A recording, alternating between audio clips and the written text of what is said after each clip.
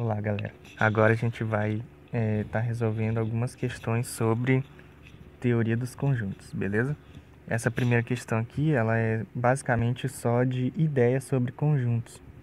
Então a gente vai só basicamente dar uma olhada no conjunto dos naturais, alguma coisa assim, tá? E alguma coisa de simbologia, tá? Então, só para relembrar aqui, conjunto ele é sempre formado por letra, simbolizado, aliás, representado por letra maiúscula igual, abre chaves. E aqui dentro a gente coloca os elementos desse conjunto, beleza? Por exemplo, se eu quiser representar o conjunto desses números aqui, ó, 0, 1, 2, 3, vírgula, tá? Eu vou colocando vírgula e botando os elementos até o infinito. As reticências, quando você vê um conjunto que tem reticências, né, ele indica que ali, né, naquela sequência, segue infinitos valores, seguindo a mesma ordem, beleza? A mesma ordem de operação, no caso. Por exemplo, se eu colocar aqui um conjunto, outra cor, colocar um conjunto B, e eu colocar reticências no início, essa reticências vai me dizer que ali, né, antes desses elementos que eu vou escrever, existe uma certa quantidade infinita também de outros elementos. Por exemplo, aqui o menos 3, o menos 2, menos 2, menos 1, 0, 1, 2 e 3, beleza? E vai até o mais infinito. Esse conjunto que eu acabei de representar é o conjunto dos inteiros, certo? Eu coloquei letra B, mas é só para simbolizar, para a gente ter a ideia de que um conjunto sempre começa com a letra maiúscula igual, abre chaves, você coloca os elementos. Se tiver muitos elementos antes, certo, do que você quer colocar, então você representa com as reticências ali. Seguem muitos elementos que não dá para representar porque são infinitos. Aqui, ó, esse conjunto que começa do 0, 1, 2, 3 e vai até o infinito, ele é conhecido por números naturais, certo? Isso aí todo mundo já viu. E esse aqui, que tem os números negativos mais os naturais, ele é conhecido como números inteiros, beleza?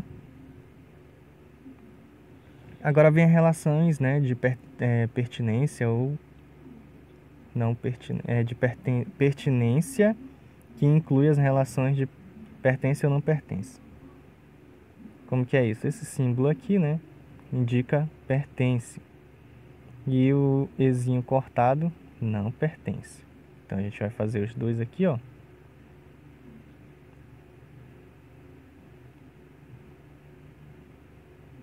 Pertence, não pertence.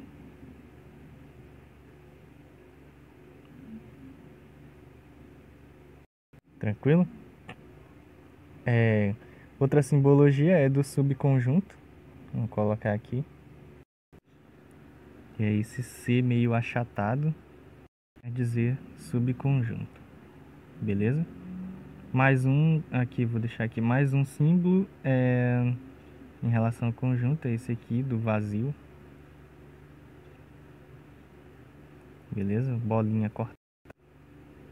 Então, quando você vê um conjunto que não tem elementos, ele é chamado conjunto vazio, simbolizado por essa bolinha cortada. Em relação a um exemplo, né, de subconjunto que a gente pode citar, é exatamente esse, né, que eu acabei de ver aqui, ó. Daqui para cá, certo? Daqui até o mais infinito, nós temos, na verdade, o conjunto dos números naturais. E ele está dentro dos inteiros, né? Observe que ele encaixa exatamente aqui nessa parte, beleza? Então dizemos que os naturais, eles são subconjuntos dos números inteiros, beleza? exemplo aí de conjunto, né? Conjunto, subconjunto, aliás. Um exemplo de pertinência e não pertinência. Tô falando errado. Pertence e não pertence, que é relações de pertinência. É o seguinte, ó. Aqui nós temos 0, 1, 2, 3, né? Nos conjuntos naturais, nós podemos dizer o seguinte, ó. Que o 0, ele pertence, né? Ou seja, o E, ele pertence a quem? Ao conjunto dos naturais, tranquilamente, certo? Ele também pertence ao conjunto dos números inteiros também. Se você for ver, o 0 também está aqui nos inteiros. Tranquilo? Mas se eu dizer o seguinte aqui, ó. Se eu disser que raiz quadrada de 2, ele pertence a esses conjuntos, né? Os inteiros e os naturais? Não. Raiz quadrada de 2 não. Ficou muito achatado. É um I, tá, gente? Cortado. Não pertence, por exemplo, aos naturais, nem aos inteiros. Tranquilo? Então, já tá bom, né? A gente já pode iniciar a resolução do exercício. Tá dizendo o seguinte: escreva em seu caderno usando chaves os seguintes subconjuntos de N dos números naturais. Múltiplos de 6, ou seja, os conjuntos dos múltiplos de 6, eles estão dentro dos naturais, né? Vamos tentar escrever aqui, ó. Múltiplos de 6, gente. Abre chaves. Quem são os múltiplos de 6? Se você observar bem, múltiplos de 6 é um número natural, é o resultado, né, da multiplicação de um natural por 6. Se você pegar aqui e for colocando 1, o 2, o 3 e sair multiplicando. Na verdade começa do 0, desculpa. Tem livro que os naturais começam do 1, aí eu tô acostumado assim. 0, 1, 2, 3, você vai colocando ali no lugar do N, vai multiplicando. 6 vezes 0, 0. 6 vezes 1, 6. 6 vezes 2, por aí em diante, beleza? Então, nós temos o primeiro múltiplo, é o 0. 6 vezes 0, 0. 6 vezes 1, 6. 6 vezes 2, 12. 6 vezes 3, temos 18 aqui. 6 vezes 4, temos 24. 6 vezes 5, 30. Acho que tá bom, né? 6 vezes 6 vai dar 36. 6 vezes 7, 42. E por aí vai até o infinito. Reticências, ó, para indicar que ele vai até o infinito. Porque ele falou subconjunto dos naturais, né, de N. E a gente acabou de ver aqui em cima que os naturais eles vão até o infinito, né? São infinitos números. Então os múltiplos de 6 são naturais, também são infinitos números, beleza? Como a gente já viu aqui, ó, é só pegar um múltiplo de 6 e vai dar um resultado, certo? Vai dar vários resultados, aliás. Então a gente pode chamar esses resultados de, sei lá, uma letra aí. Vou botar aqui um X, tá? O que vai acontecer aqui? Eu vou simbolizar o conjunto dos múltiplos de 6 de outra forma. Vou escrever ali do lado, vou escrever aqui no final, pessoal. Os múltiplos de 6, né? Deixa eu escrever a simbologia completa que é para vocês entenderem. Múltiplos de 6 são iguais, são os elementos. Ih, fiquei sem espaço. É porque os recursos são bem limitados, tá, galera? Escrevendo na tela do celular acaba mesmo. Então, eles vão possuir os elementos x, pertencem aos naturais, certo? Porque o múltiplo de 6 ele é natural. Só que esse x, a gente acabou de ver que ele é resultado de o quê? O x ele é resultado da multiplicação de 6 por um número natural, certo? E n pertence aos naturais também, beleza? Então tá aí. Essa notação ela parece um pouco complexa, né? E talvez nem tão precisa porque a gente não tem quem é n, mas se você colocar só isso aqui, ó, 0, 6, 12, 18, 24, 30, seu professor já vai aceitar, porque essa questão só envolve ideia de conjunto, não envolve uma notação precisa, né, um conceito a mais. Ó, letra B está pedindo para a gente divisores divisores de 6, aliás.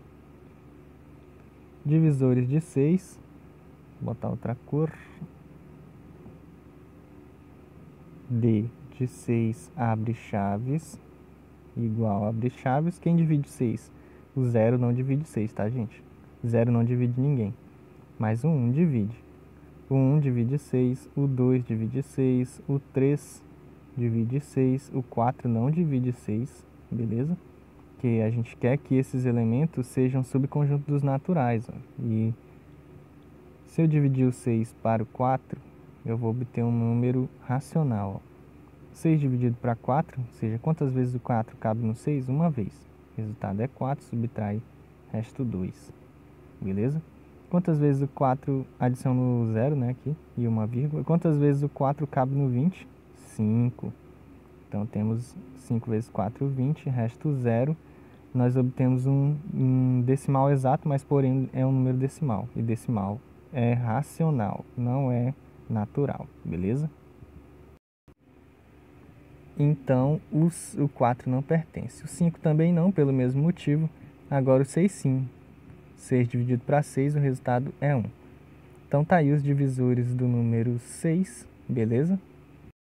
Vamos para o item C. 2 pontos. O conjunto dos números primos menores que 20. Conjunto dos números primos, pessoal, ele tem aquela propriedade, né, dos divisores. Quem pode dividir um número primo é apenas um e ele mesmo, beleza? E ele tem que estar dentro dos naturais aqui, segundo essa questão. Beleza? Números primos menores que 20. Ele pediu para simbolizar pela letra A, igual, abre chaves. Quem são, né? Quem é o número primo? Vou escrever primeiro a propriedade, né, para a gente poder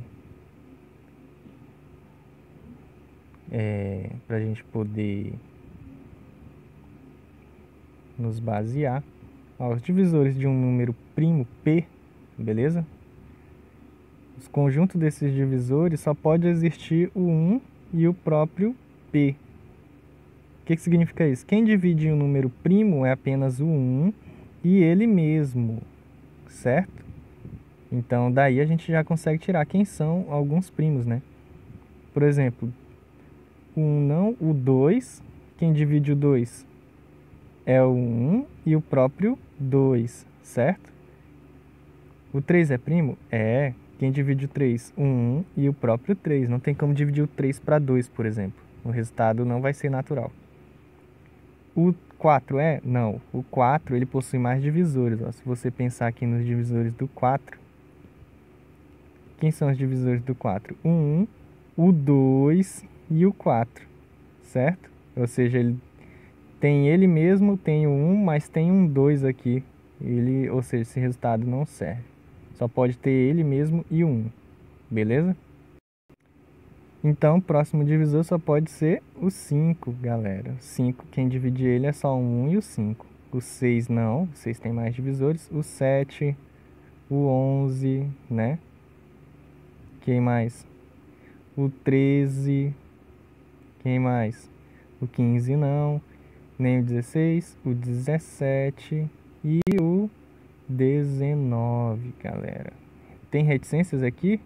Não, nem vírgula, porque o 19 é o último elemento, já que a gente quer os primos até menores que 20, aliás, né? Menor que 20, só tem esses, beleza? Item D. Conjunto dos números naturais quadrados perfeitos. Vamos ver esse. Abre chave.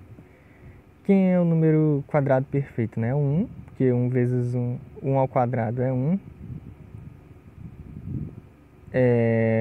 O outro é o 4, certo? Porque 2 vezes 2 o resultado é 4. Aliás, eu tô falando errado, né? Quadrado perfeito é aquele que tem uma raiz quadrada, né? Uma raiz quadrada exata. O próximo seria o 9, porque a raiz de 9 é 3. O próximo é o 16, porque a raiz de 16 é 4. O próximo é o 25, porque a raiz de 25 é 5. Mais um 36. Colocar só os que mais aparecem, tá?